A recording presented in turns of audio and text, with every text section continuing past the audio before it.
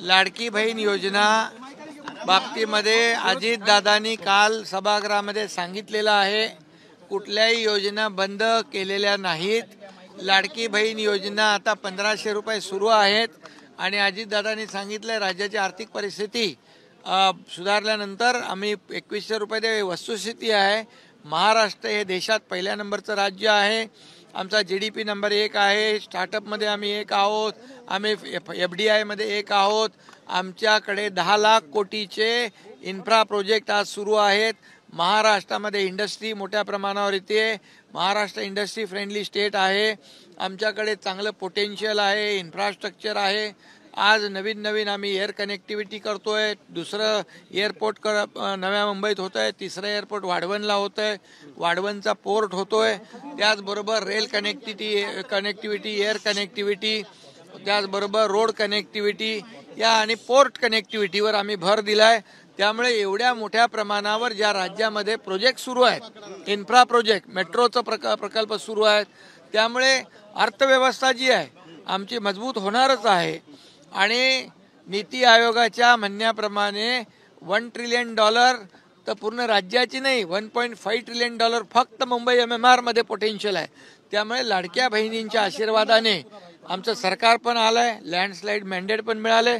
त्यामुळे आम्ही जे बोललेलो आहे, ज्या घोषणा केलेल्या आहेत, या आम्ही टप्प्याटप्प्याने पूर्ण करणार आणि राज्याची अर्थव्यवस्था देखील लवकरच सुधरेल आणि चांगली परिस्थिती निर्माण होईल, मजबूत।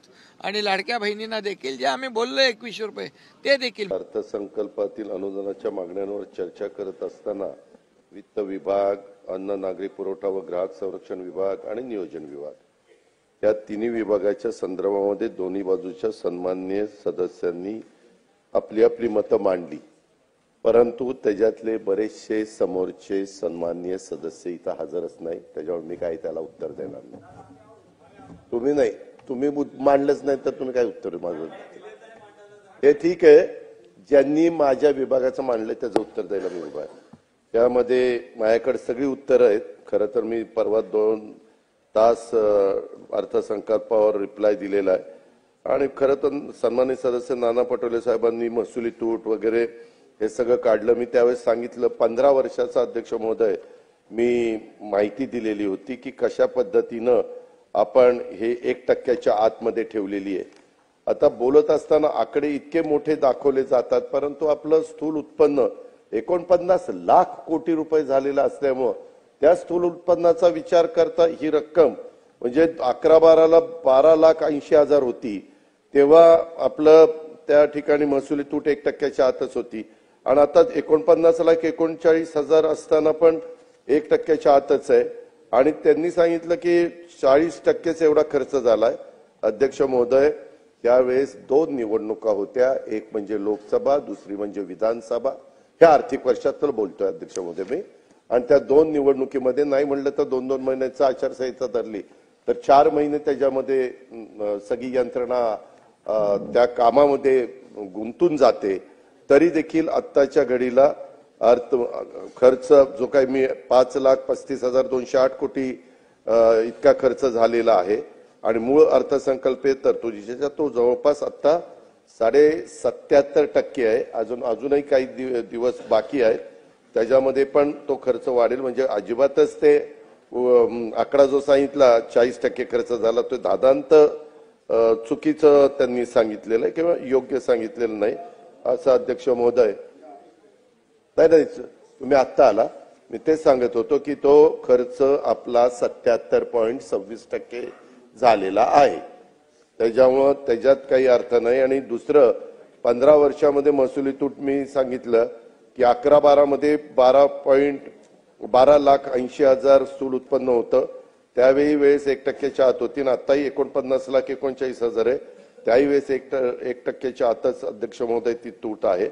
आणि त्याच्यामुळं एकंदरीतच 25-26 मध्ये 100% महसूल जमा करून आम्हाला एकंदरीत आर्थिक शिस्त त्या ठिकाणी लावायची आहे। आणि दुसरी गोष्ट त्यांनी लाडक्या बहिणीच्या बद्दल सांगितलं, त्याच्याबद्दल तर मी सभागृहाला सांगितलेलंच आहे आणि आम्ही कधी असं म्हटलेलं नाही की आम्ही ते देणार नाही। आम्ही देणार आहे, ते केव्हा द्यायचं एकंदरीत आर्थिक परिस्थिती बघून आम्ही त्या ठिकाणी देऊ। सगळी सोंग करता येतात, पैशाचं सोंग काही करता येत नाही आणि त्या पद्धतीनं आमचं काम चाललेलं आहे. आम्ही त्या खात्याचे मंत्री आदिती तटकरे यांनी सांगितलं की आम्ही देणार आहे, स्वतः मुख्यमंत्र्यांनी सांगितलं देणार आहे. मी पण सभागृहाला सांगतोय आमच्या लाडक्या बहिणींना आम्ही देणार आहे. सध्या आम्ही 1,500 रुपये कबूल केल्याप्रमाणे देतोय आणि पुढचीही रक्कम देण्याच्या संदर्भात आमची परिस्थिती सुधारली की ते देऊ. शेतकरी कर्जमाफीच्या बद्दल अजून त्याची संपूर्ण माहिती कलेक्ट करण्याचं काम चाललेलं आहे. अध्यक्ष महोदय,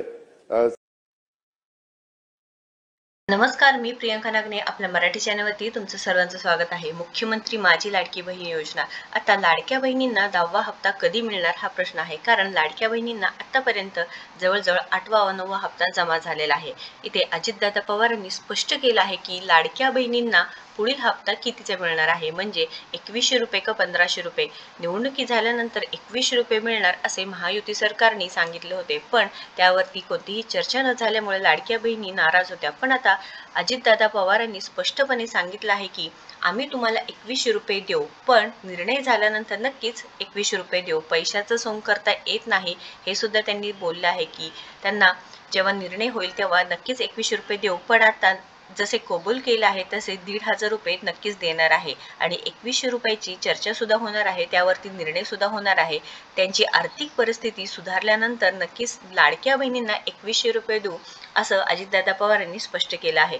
तर लाडक्या बहिणींनो, तुम्हाला लवकरच तुमच्या खात्यामध्ये 10वा हप्ता मिळणार आहे. तुम्हाला आतापर्यंत किती हप्ते मिळाले नक्कीच कमेंट बॉक्समध्ये सांगा. तुम्हाला 7वा, 8वा व 9वा हप्ता मिळाला का नाही, म्हणजेच जानेवारीपासून तुम्हाला हप्ते मिळाले का नाही व ज्यांचे अर्ज ऑक्टोबरमध्ये जमा झाले आहेत किंवा भरले आहेत त्यांना सुद्धा हप्ते मिळाले आहे का नाही नक्कीच कमेंट बॉक्समध्ये सांगा. महत्त्वपूर्ण व्हिडिओ आहे, नक्कीच या व्हिडिओला जास्तीत जास्त शेअर करा. अशाच नवीन अपडेट्ससाठी आपल्या चॅनलला सबस्क्राईब करा. धन्यवाद.